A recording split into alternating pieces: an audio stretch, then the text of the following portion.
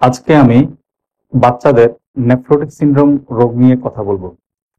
বাচ্চাদের কিডনিতে অনেক ধরনের রোগ হয়, কিন্তু বাচ্চাদের কিডনির সবচেয়ে কমন রোগ হচ্ছে নেফ্রোটিক সিনড্রোম। নেফ্রোটিক সিনড্রোম রোগটি সম্পর্কে জানতে হবে, বুঝতে হবে ওই সমস্ত মা বাবাদের যাদের বাচ্চার এই রোগটি হয়েছে। সব বাচ্চার নেফ্রোটিক সিনড্রোম হয় না। সাধারণত প্রতি 10 লাখে 100 জন বাচ্চার নেফ্রোটিক সিনড্রোম হয়। নেফ্রোটিক সিনড্রোম আমি আগে বলেছি একটি কিডনির রোগ। আমাদের সবার শরীরে 2টি কিডনি থাকে এবং এই কিডনির কাজ হচ্ছে রক্তকে ছেঁকে প্রস্রাব তৈরি করা। চায়ের ছাঁকনির সাথে এটা তুলনা করা যায়। চায়ের ছাঁকনি কি করে? চা পাতাগুলোকে চা থেকে আলাদা করে ফেলে।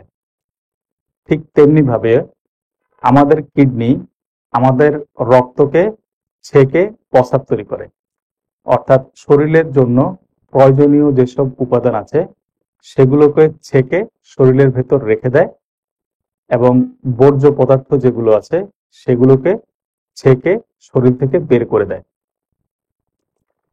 নেফ্রোটিক সিনড্রোম রোগে এই যে কিডনি বা এই যে ছাঁকনি, সেটার ক্ষণস্থায়ী সমস্যা হয়। এ কারণে শরীর থেকে গুরুত্বপূর্ণ একটি জিনিস প্রস্রাব দিয়ে বের হয়ে যায়। সেই জিনিসটির নাম হচ্ছে প্রোটিন অথবা অ্যালবুমিন। এই প্রোটিন বা অ্যালবুমিন প্রস্রাব দিয়ে শরীর থেকে বের হয়ে যাওয়ার কারণে শরীরে পানি জমে যায়। সবার আগে চোখের চারপাশে পানি জমে, পরবর্তীতে আস্তে আস্তে পেটে, হাতে, পায়ে সব জায়গায় পানি জমে। এবং অনেক মা বাবাই খুব তাড়াতাড়ি বুঝতে পারেন যে আমার বাচ্চার চোখের চারপাশ ফুলে গেছে। ওনারা খুব দ্রুত ডাক্তারের কাছে চলে আসেন। অনেক মা বাবা বুঝতে পারেন না নেফ্রোটিক সিনড্রোমের একটা পর্যায়ে যখন সারা শরীর অনেক ফুলে যায় তখন প্রস্রাবের পরিমাণ কমে যায়। অনেক মা বাবাই প্রস্রাবের পরিমাণ যখন কমে যায় তখন ডাক্তারের কাছে আসেন, কিন্তু প্রস্রাবের পরিমাণ কমে যাওয়া পর্যন্ত অপেক্ষা না করে যদি বাবা মারা সচেতন হয় যে চোখের চারপাশে ফুলে গেছে, এই সময়ে যদি বাচ্চাদেরকে ডাক্তারের কাছে নিয়ে আসা যায় সেক্ষেত্রে চিকিৎসা খুব দ্রুত শুরু করা যায়।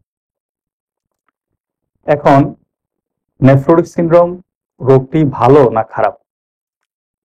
কোনো রোগই সন্তানের বাবা মায়ের জন্য ভালো নয়, কারণ যে কোনো রোগেই সন্তান কষ্ট পায়, মা বাবার কষ্ট লাগে। কিন্তু একজন ডাক্তার হিসেবে যখন অন্য রোগের সাথে কোনো রোগের আমরা তুলনা করি তখন আমরা বলি যে এই রোগটি ভালো অন্য রোগের তুলনায়। নেফ্রোটিক সিনড্রোম রোগটি কিডনির অন্যান্য রোগের তুলনায় ভালো এবং এর কারণ হচ্ছে 2টি। এই রোগটির চিকিৎসা আছে, কিন্তু অনেক ধরনের রোগ আছে যেগুলোর কোনো চিকিৎসা নেই।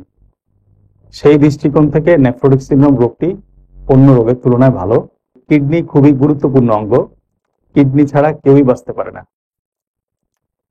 এবং কিছু কিছু কিডনির রোগ আছে যেগুলোতে কিডনি নষ্ট হয়ে যায় বা ড্যামেজ হয়ে যায়, কিন্তু অধিকাংশ ক্ষেত্রেই নেফ্রোটিক সিনড্রোম রোগে কিডনির ক্ষণস্থায়ী সমস্যা হয়, অর্থাৎ কিডনি ড্যামেজ হয় না বা নষ্ট হয় না।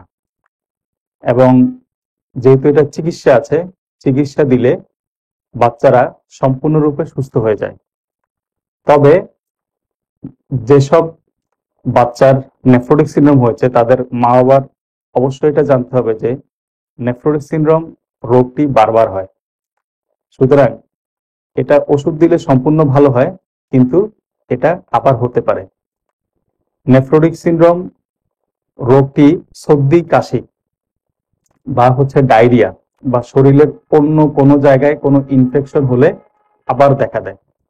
এজন্য আমরা যে সমস্ত বাচ্চার নেফ্রোটিক সিনড্রোম হয়েছে একবার এবং ওষুধ খাওয়ার পরে ভালো হয়ে গিয়েছে, ওই সমস্ত সন্তানের মা বাবাকে পরামর্শ দেই যে যখনই আপনার বাচ্চার সর্দি, কাশি, জ্বর, ডায়রিয়া, তারপর হচ্ছে শরীরের কোনো জায়গায় কোনো ধরনের ইনফেকশন হবে, সাথে সাথে ডাক্তারের কাছে চলে যাবেন এবং এগুলোর চিকিৎসা করিয়ে ফেলবেন, যেন এগুলোর কারণে আবার নেফ্রোটিক সিনড্রোম রোগটি না হয়ে যায়। এরপরে হচ্ছে আরেকটি গুরুত্বপূর্ণ বিষয় হচ্ছে অ্যাজমা। অ্যাজমা যদি কন্ট্রোল না থাকে তাহলেও নেফ্রোটিক সিনড্রোম রোগটি ভালো হতে চায় না, এবং হচ্ছে যে এই অ্যাজমার সাথে নেফ্রোটিক সিনড্রোম রোগটি আবার হয়, বারবার হয়। সুতরাং নেফ্রোটিক সিনড্রোম যে সমস্ত বাচ্চার হয়েছে ওই সমস্ত মা বাবার এই ভিডিওটি দেখা অত্যন্ত জরুরি, জানার জন্য, বোঝার জন্য।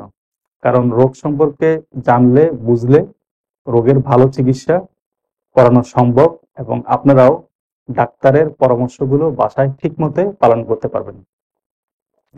আশা করি আজকের ভিডিওতে কিছু বিষয় জানতে পেরেছেন, বুঝতে পেরেছেন। ভালো থাকুন, সুস্থ থাকুন।